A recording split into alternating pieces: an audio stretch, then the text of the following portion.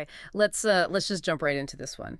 Because it is, I mean, looking at the calendar, it's February 2026. Yeah, which is just wild to think about. It really is. We are currently in the fifth year of a war that, if you think back to the very beginning, those really frantic days in 2022, Right, right. almost everyone from the CIA down to, every pundit on social media thought it would be over in, 96 hours? It feels like a completely different lifetime, doesn't it? I remember looking at those early maps with the giant arrows pointing straight at Kiev Yes. and thinking, well, this is it. Exactly. But here we are 4 years later, staring at a conflict that has, frankly, fundamentally reshaped not just Eastern Europe, but the way the entire world actually thinks about warfare. Right. And that's exactly what we're doing a deep dive into today. For you listening at home, we aren't just looking at a static map of the Donbass anymore. No, not at all. We've got this massive stack of new source material and reports to go through.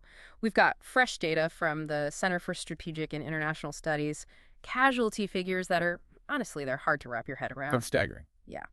And we're also going to look at these recently leaked diplomatic cables regarding a specific 28-point peace plan that is currently circulating in Washington.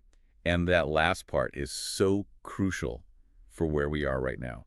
We are analyzing a war that has evolved from a pure fight for territory into a global shift in how militaries are funded and how they fight. But more importantly, we're looking at a ticking clock. The deadline. Exactly. There is a hard deadline looming in June 2026 that could genuinely decide the fate of Ukraine. Okay, so the Board of Peace and that 28-point plan, we're definitely going to get into that geopolitical drama later in the deep dive, and trust me, it is absolutely a thriller. Oh, yeah. But first, we have to establish the reality on the ground, because if you haven't been obsessively checking the daily frontline updates, and let's be honest, fatigue set in for a lot of people years ago. Which is totally natural. Right. But if you haven't been watching, you might not realize just how frozen, and yet simultaneously how incredibly deadly this line has become. Frozen describes the movement on the map, but meat grinder is the only way to describe the reality on the ground. Let's start with the map. The sources indicate that as of early 2026, Russia controls roughly between 19.3% and 20% of Ukraine. So just to put that in perspective for our U.S. listeners, we are talking about a landmass roughly the size of the state of Pennsylvania. Precisely. Now, that probably sounds like a massive amount of territory, but you have to remember the historical context here. Because they already had a foothold. Right. Russia already controlled about 7% of Ukraine, meaning Crimea and those parts of the Donbass, long before the full-scale invasion even started in 2022. Wow, okay. So after 4 years of total war, fully mobilizing their economy, burning through decades of Soviet legacy stockpiles, they've actually only gained about 13% more territory. That puts it in such a different light. And the pace of that advance is what really blew my mind when I was reading through the reports. In 2024 and 2025, even when Russia technically had the tactical momentum and was pushing with everything they had, they were advancing at a truly glacial speed. Glacial is the word. The documents say they were moving maybe 15 to 70 meters a day. Think about that for a second. 15 meters, that's literally the length of a city bus. A bus. That is a full day's progress for a modern army. To put it in historical terms, that is actually slower than the Battle of the Somme in World War I. That is a terrifying comparison. I mean, the Somme is basically historical shorthand for just futile, muddy slaughter. It is. And the human cost required to achieve those 15 meters a day is beyond staggering. The CSIS reports put the total casualties, just to be clear, that means killed and wounded on both sides combined, at nearly 2 million people. 2 million people. I literally had to read that number 3 times to make sure I wasn't misunderstanding the data. It's a number that just completely numbs the mind. But we need to break it down because the disparity in these figures tells us a whole lot about how this war is actually being fought. On the Russian side, we are looking at roughly 1.2 million total casualties.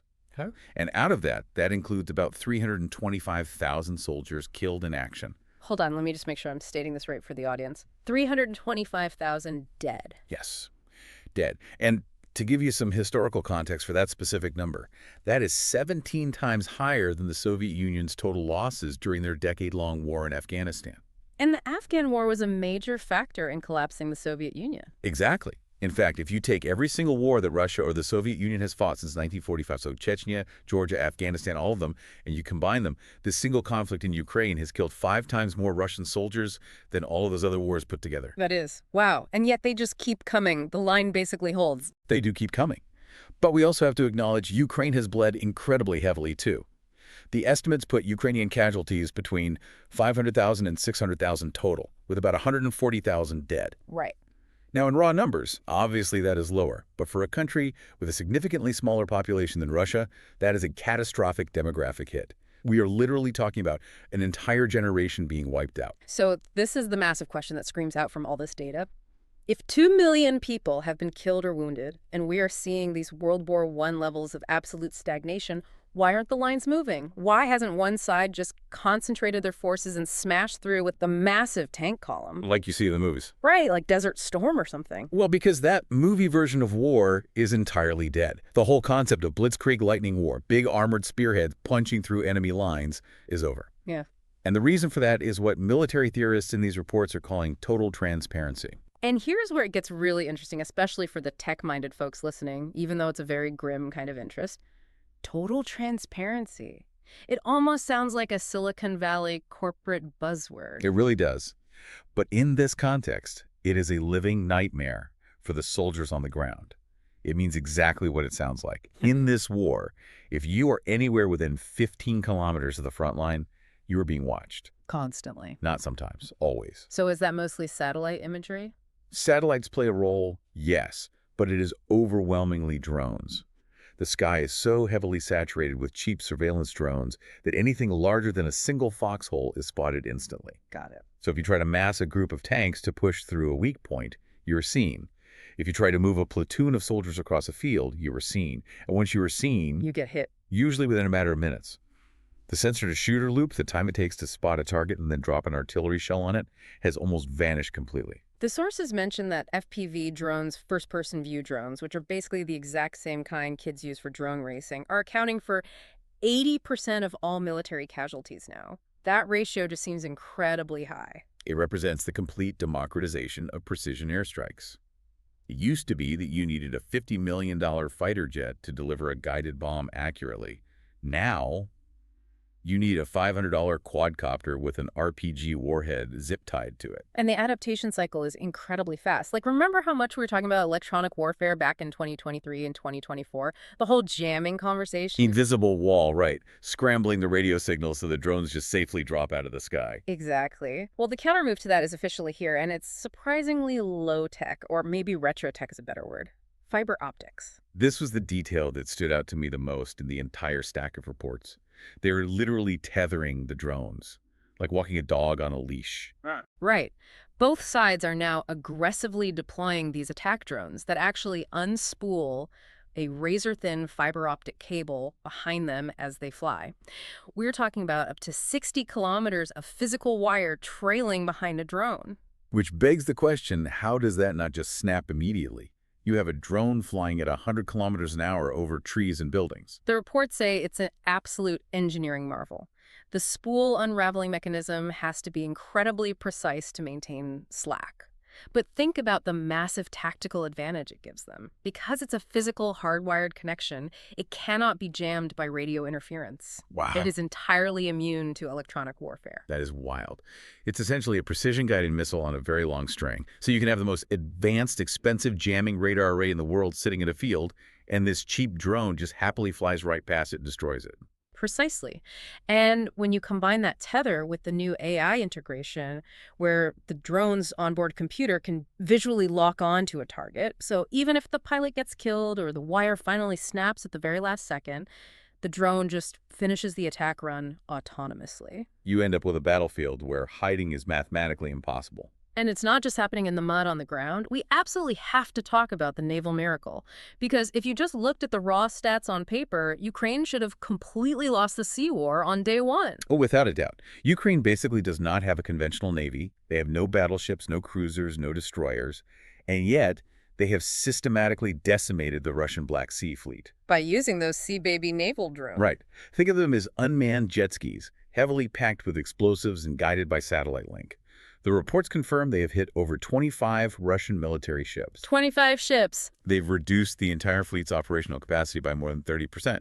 They took a piece of tech that costs maybe $100,000 and used it to sink capital assets worth hundreds of millions of dollars. It really drives home the point that the fundamental economics of war have flipped upside down.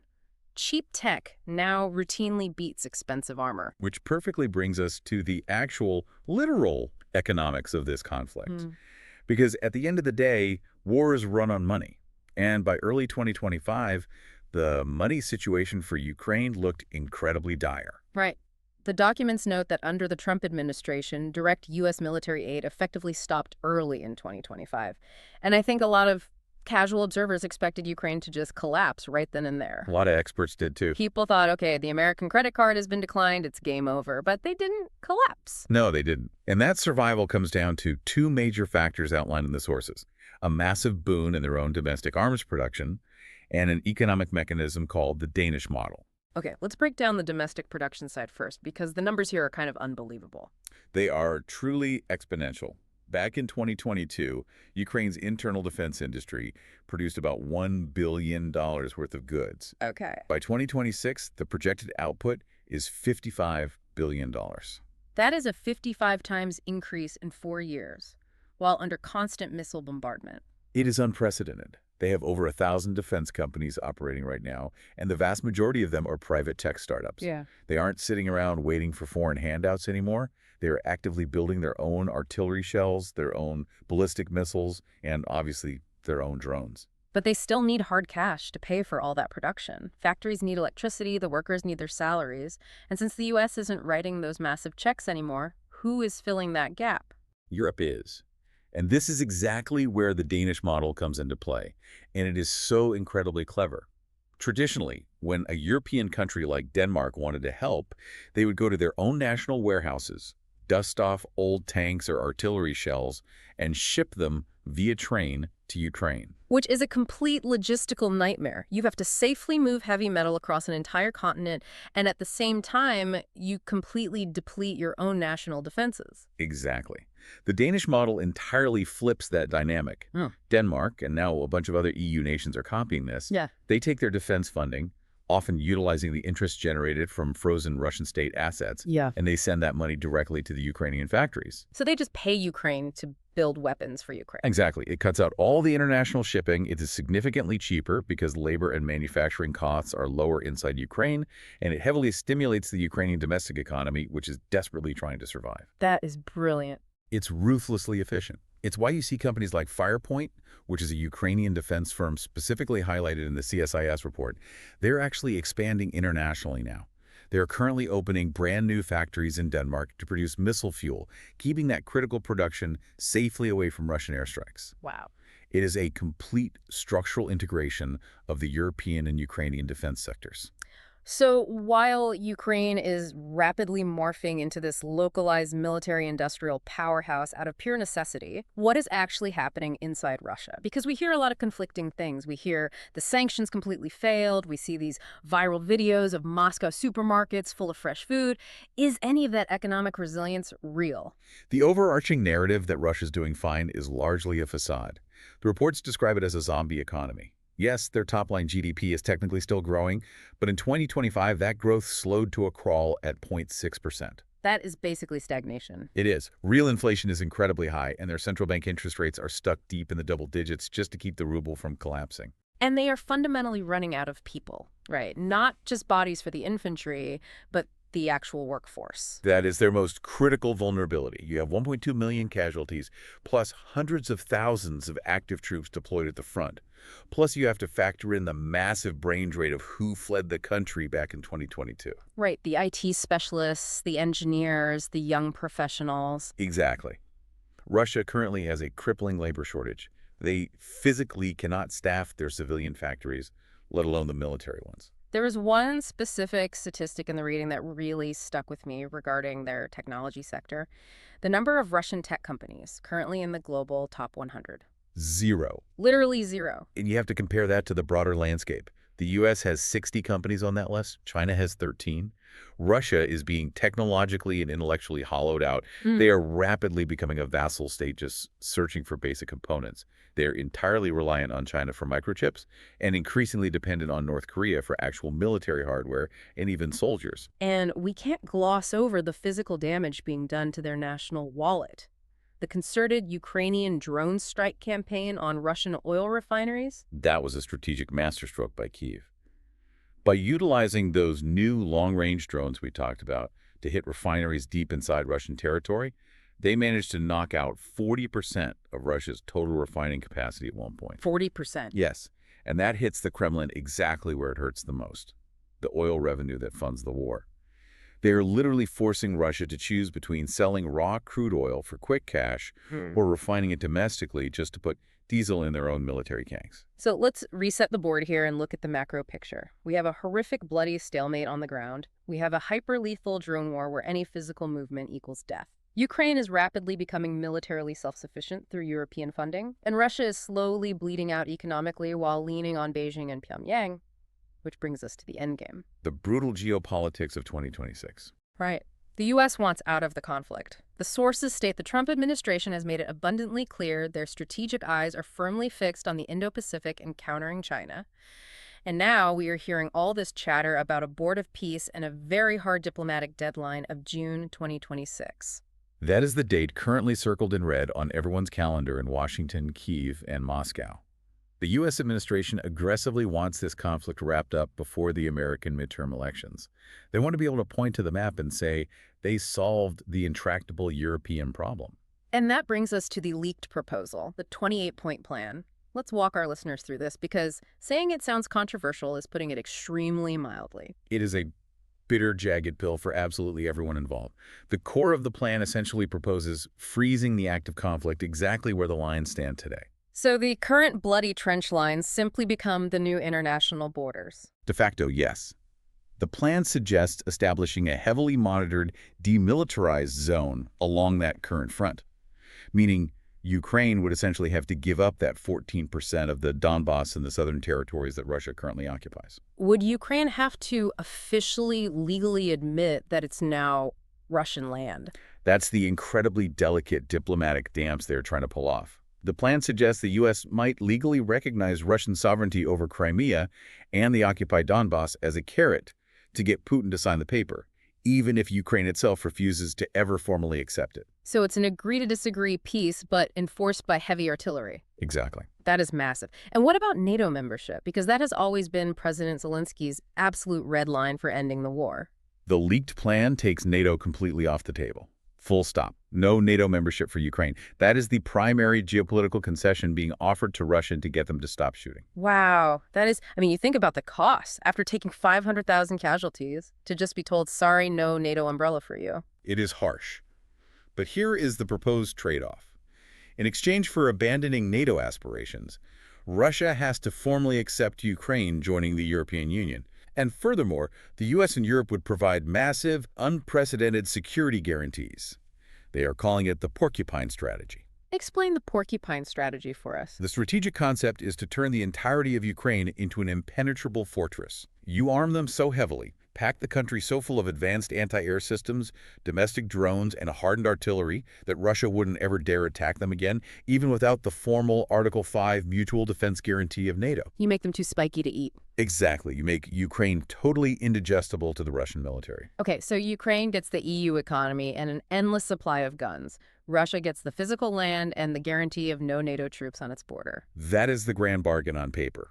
But you can instantly see the agonizing dilemma it creates. For Ukraine, this smells exactly like Yalta 2.0. The idea of being sold out by the great powers in a back room. Precisely. They're terrified of leaving millions of their own citizens trapped under hostile occupation. And they deeply fear that without the explicit protection of NATO, Russia will simply use the ceasefire to rearm, rebuild their depleted tank fleets, wait 5 years, and invade again. And what is Europe's stance on this 28-point plan? Europe fears Munich, 1938. Appeasement. Complete appeasement. They are deeply worried that if Putin is allowed to keep that 20% of Ukrainian territory, it permanently validates the idea that might makes right in the 21st century. It sends a glaring signal to every autocrat on the planet. Go ahead, invade your neighbor, because if you can just hold on to the land long enough, the West will eventually get bored, check their watches, and let you keep it. It is a profound moral and strategic mess. The U.S. clearly wants to pivot its military focus to China and leave Europe to handle its own security burden on the continent using innovative financial frameworks like that Danish model we discussed. But the upfront cost of that rapid transition is a forced, bitter peace that, frankly, nobody seems happy with. And that is the true, ugly nature of a long war of attrition. We all grow up watching movies where the good guys dramatically storm the beach and the bad guys sign an unconditional surrender on the shining deck of a battleship. Right. Ticker tape parades and kisses in Times Square. Exactly. But real wars, especially sprawling conflicts between nuclear-armed powers, rarely ever end like that. There is almost never an unconditional surrender. There is only exhausted survival and incredibly bitter compromise. The defining question now is whether this specific 28-point compromise actually leads to a lasting European peace, or if it merely buys a temporary intermission before an even larger global conflict kicks off. That is definitely the haunting question lingering over all these documents. We've gone from the freezing mud of the WWI-style trenches to high-tech drone labs splicing 60 kilometers of fiber optic cable all the way to the sterile negotiation tables in Geneva. It has been a devastating 4 years. It has. And as we sit here watching this June 2026 deadline fast approach, we really have to ask ourselves, is Europe truly ready to shoulder this massive security burden alone? Because the long American era of effectively subsidizing European defense seems to be rapidly closing, regardless of how this specific Ukrainian peace deal ultimately shakes out. And if Europe does step up, does that fundamentally transform the EU from just an economic trading bloc into the world's next primary military superpower? That would change the global order completely. It really would. It's a sobering thought to end on, and something for everyone listening to really chew on this week. We will definitely be watching the situation closely as the diplomats try to do what the tanks couldn't and actually end this war. Indeed, we will. Well, that is it for today's deep dive. Thanks so much for listening, and we'll catch you on the next one.